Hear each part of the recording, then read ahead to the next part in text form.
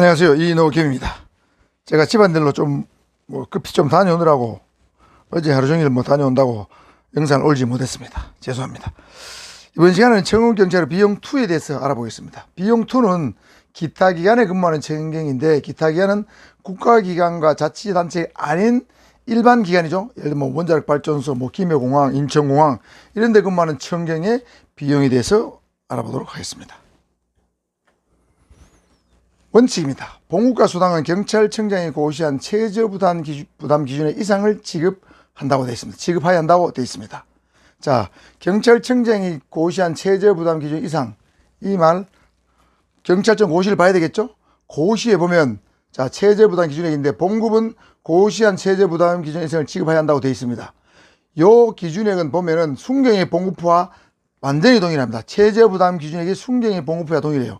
예를 들면 청운경찰 들어간 지 1년 됐으면 순경 1호봉, 청운경찰 들어간 지 3년 됐으면 순경 30호봉과 완전히 동일합니다. 그러니까 예를 들면 청운경찰로 30년 근무하고 있으면 순경 30호봉보다 같거나 그 이상 줘야 된다는 얘기죠. 그게 최저부담 기준액 이상이라는 뜻입니다. 그렇다고 보면 국가기관 등에 근무하는 청경의 봉급은 그렇지 않았죠. 순경이 아니고 재직기간에 따라서 순경, 경장, 경사, 경위의 보수를 지급해야 되니까 국가기관 등에 근무하는 청경의 봉급이 기타 기관보다 조금 더 많다, 이렇게 이해하시면 되겠습니다. 그 다음에 감독자 수당은 월 5만원, 4만원, 3만원 이렇게 이상을 지급하게 되는데, 이것도 최저부담 기준의 얘기니까 기타 기관에서는 대장한테 6만원, 반장한테 5만원, 조장한테 4만원 줘도 관계없는데, 대장한테 4만원, 반장한테 3만원, 조장한테 2만원 주면 안 된다는 얘기죠. 왜? 최저로 청원주가 부담해야 될 기준 금액이니까. 이해가죠? 그 다음에 나옵니다. 최저부담 기준 이외의 다른 수당은 청경에 배치된 사업장의 지역규칙 자체 내규에 따라 지급한다. 자, 이 말에는 최저부담 기준에 말이 없습니다. 그러니까 기타 수당, 예를 들면 가족수당, 초과근무수당 등은 국가기관하고 달리 자체 지역규칙 자체 내규에 정한 대로 지급하면 되는 거예요. 최저부담 기준의 기준을 적용받지 않는다는 뜻입니다. 알겠죠? 기타 교육비, 출장비, 직무 수행하는 여행에 소요된 경비, 즉 공무예비 여행이겠죠? 공무여행 경비는 지역규칙이나 자체 내규에 따른다고 되어 있습니다. 자, 그러면 국가기관이나 자체단체 근무하는 청경은 어떻습니까? 순경, 경자, 중경, 경장, 경사, 경위의 공무원 여비 규정에 준해서 지급한다 되어 있죠? 그리고 여행경비도 달리 지급하는 거예요. 자, 기타 기관은 그렇죠? 자, 예를 들면 출장비 같은 경우는 국가기관보다 민간기관이 더 출장비를 많이 줄 수도 있습니다. 그 기관에서 예산이 많다면. 자, 그렇게 이해하시고, 교육비는 국가기관 등에 근무하는 청경과 동일합니다. 이 금액이 동일합니다. 자, 앞으로 다시 돌아가서, 자, 원칙은 살펴봤고, 예입니다. 고시된 최저부담 기준액이 배치된 사업장에서 같은 종류의 직무나 유사 직무 종사 근로자보다 임금이 적으면 같은 종류의 직무나 유사 직무에 종사하는 근로자에게 지급하는 임금에 상당하는 금액을 지급해야 된다. 예를 들면 A 사업장에 수위가 있습니다. 수위가 있는데 이 수위보다 청경의 보수가 적다. 봉급과 수당이 적으면 적어도 그 수위와 유사한 수위의 임금에 상당한 금액이죠. 같거나 비슷하거나 같거나 한 금액을 지급해야 되는지 너무 적게 주면 안 된다는 뜻입니다.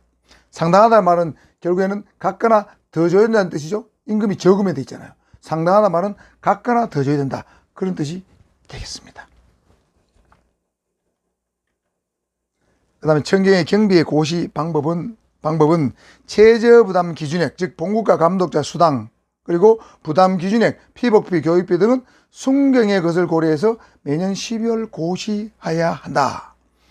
자, 봉급과 감독자 수당의 최저 부담 기준이 얼마이고 부담 기준이 얼마다 하는 것을 순경의 것을 고려해서 매년 12월 고시해야 되는데, 단 부득이한 경우에는 수시 고시할 수도 있다. 어떤 경우에는 매년 12월 고시 안 하고 내년 2월에 고시하는 경우도 있습니다.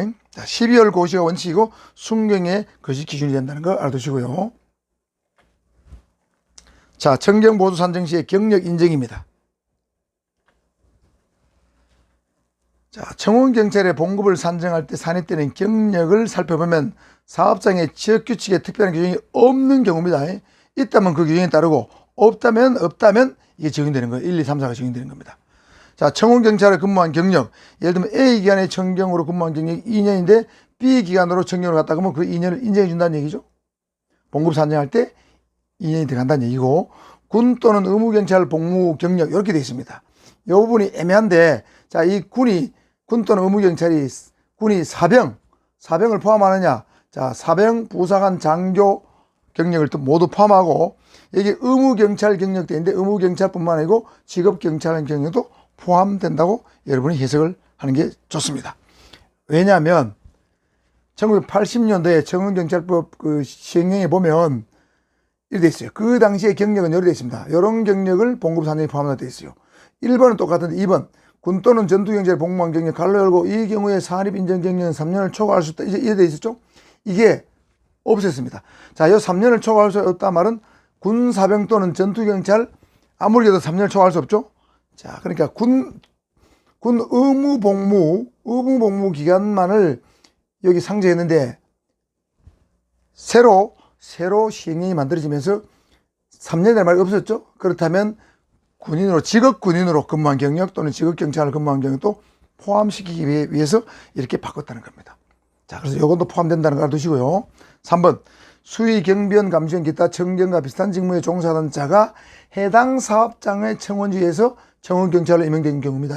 해당 사업장입니다. 그래서 그 직무에 종사한 경력은 봉급 산정 시에 경력에 포함된다. 예를 들면 이번에 인천국제공항공사 특경이 1900명이 청경으로 신분 전환이 됐죠. 그러니까 같은 곳에 비슷한 직무에 종사하는 자가 해당 사업장이죠. 인천국제공항공사 사장에 의해서 청원경찰로 임명된 경우죠. 이거 해당되겠습니다. 4. 국가기관 또는 자치단체에 근무하는 청경은 해당 기관에서 상근으로 근무한 경력 또 이 경력에 넣어준다. 자, 이런 건 시험에 잘 나올 수 있으니까 잘 보셔야 되겠습니다. 자, 호봉간 승급기간입니다. 자, 국가기관 자치단체 근무 청경의 호봉 승급은 경찰공무원 승급기간에 관한 규정을 준용한다고 되어 있는데 대체로 1년 내 1호봉이 승급합니다. 예를 들면 순경 1호봉이었는데 한 해가 지나면 순경 2호봉이 되고 두 해가 지나면 순경 3호봉이 됩니다. 그러나 만일 한 계급 승진을 하게 되면 호봉이 하나 까져요. 예를 들면 순경 3호봉인데 그 다음에 경장이 되면 경장 4호봉이 되는 게 아니고 경장 3호봉이 돼요. 가마도쓰면 순경 4호봉일 건데 한 계급 승진하면 호봉이 하나 까집니다. 이게 경찰공무원 승급기간에 관한 규정입니다. 모든 공무원이 똑같습니다. 그래 이해하시고, 기타 기관에 근무하는 청경은 경찰공무원 승급기간에 관한 규정이 적용되는 게 아니고 사업장의 취업규칙이나 자체 내규에 따른데 그게 없을 때만 순경의 승급규정을 준용한다는 뜻입니다. 1년에 1호봉씩 승인한 게 적용되는데 만일에 사업장의 취업규칙에 우리 기관에서는 청경의 승급은 6개월 단위로 한다 하면 6개월마다 한 호봉씩 올라가는 겁니다. 이해가죠? 청경의 경비 지급 방법, 이건 간단합니다. 봉급과 수당은 사업청원주가 사업장의 보수 지급일에 직접 지급하고 피복은 급여 분표에 따른 정기 지급일 또는 신규 배치 시에 현품으로 지급합니다. 이거는 급여 분표는 별표로 나와 있어요. 여기 지급일자하고 신규 배치 시 다 나와 있는데 대여 분표가 아니고 급여 분표입니다. 대여 분표는 어떻게 한다는 말이 없어요. 자, 이거 알아두시고 급여 분표도 알아두시고 교육비는 청원주가 입교 3일 전에 해당 경찰 교육기관에 낸다. 자, 3일 전 알아두시고요. 보상금입니다. 이것도 청원주가 지급 의무가 있는데 보상금이라는 것은 청원자리 직무를 수행하다가 죽거나 다쳤거나 질병이 왔을 때 또는 직무상 부상이나 질병으로 해서 퇴직했을 때 또는 퇴직 후 2년 이내에 사망자, 2년 안에 된다. 퇴직 후에 2년 이내에 직무상 부상이나 질병으로 사망한 경우에도 보상금을 청원주가 준다는 얘기죠. 자, 보상금을 지급하는 방법은 산업재해보상보험법에 따라서 산재보험에 가입하거나 청원주가 또는 근로기준법에 따라서 별도의 재원을 마련해서 본인이 다쳤다면은 본인에게 주고 죽었다면은 유족에게 지급해야 되겠죠. 자, 그래서 산업재해보상보험은 여러분 알다시피 산재보험을 가입하게 되면 고용부 노동부 장관이 보험금을 지급하죠. 근로기준법에 따른 보상금은 청원주가 지급하는 경우가 있습니다. 참고를 하시면 되겠고, 이거는 뭐 시험에 나오는 내용은 아닙니다. 퇴직금입니다. 자, 원칙은 근로자 퇴직급여 보장법에 따라 지급해야 됩니다. 자, 근로자 퇴직급여 보장법에 여러 가지 내용이 나오는데, 뭐, 임금, 평균 임금, 뭐, 통상 임금 이런 게 많이 나오는데, 큰 내용을 보면, 퇴직금은 퇴직한 날로부터 14일 이내에 지급해야 된다. 퇴직금의 소멸 시효는 3년이니까 퇴직한 날로부터 3년 안에 청구하지 못하면 퇴직금을 받지 못한다. 이런 것들이 이런 법이 들어있어요. 자, 그 다음에 예외로는 국가기관이나 자치단체에 근무하는 청경은 퇴직금에 대해서 따로 대통령령으로, 즉 정경법 시행령으로 정한다고 되어 있는데, 정경법 시행령에 대해서는 시행령에는 뭐 청원경찰의 퇴직금에 대해서 일체의 내용이 없습니다. 자, 그러니까 자, 원칙은 근로자 퇴직급여 보장법, 예외는 대통령인데, 이거는 국가기관 등에 근무하는 청경만 해당이 된다고 보시면 되겠습니다.